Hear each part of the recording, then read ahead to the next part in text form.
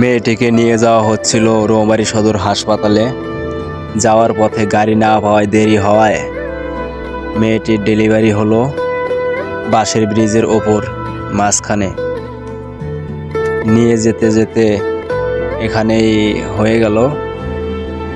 মেয়েটির গর্ভ থেকে মেয়ে সন্তান হয়েছে। ভিডিওটা পুরোটাই দেখুন।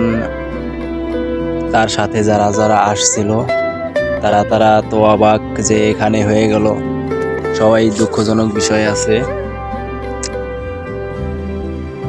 দেখেন ব্রিজের মাঝখানে ডেলিভারি হচ্ছে।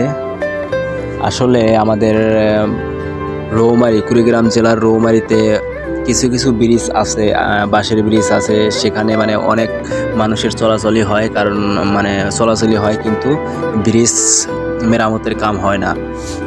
এর আগেও কয়েকবার বাজেট পাস হয়েছিল, কিন্তু ব্রিজ হচ্ছে না। দেখেন ভাই ভিডিওটা, মানে ব্রিজের কারণে এটা মানে গাড়ি না পাওয়ায়, মানে ব্রিজ যেহেতু নাই, ব্রিজ যেহেতু মানে স্লো, মানে ভাঙ্গা, এই কারণে গাড়িও বেশি পাওয়া যায় না। মেয়েটির কি অসুবিধাটা হলো দেখুন। এই গরমের মধ্যে ব্রিজের মাঝখানে এগুলো হচ্ছে। এই আপনারা ওই পাশে যান, আপনারা ওইদিকে যান, আসেন না ওইদিকে যান। আর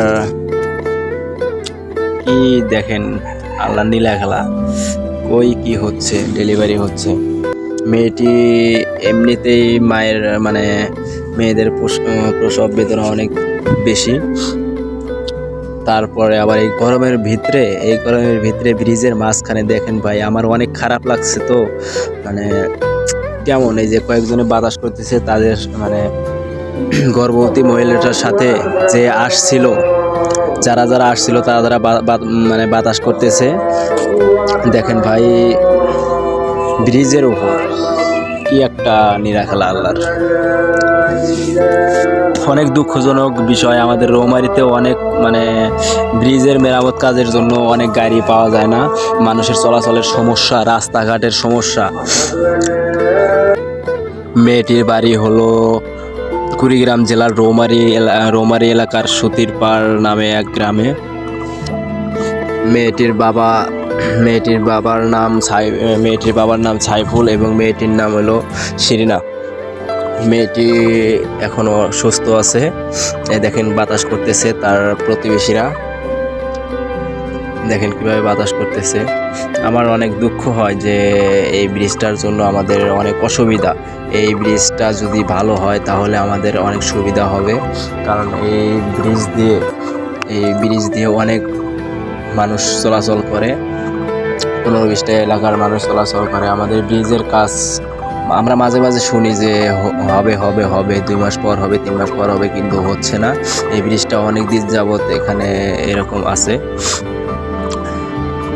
দেখেন ব্রিজ, মানে এখানে টাকা তোলারও সিস্টেম আছে, টাকাও তোলে, কেউ সুবিধা করে দেয় না।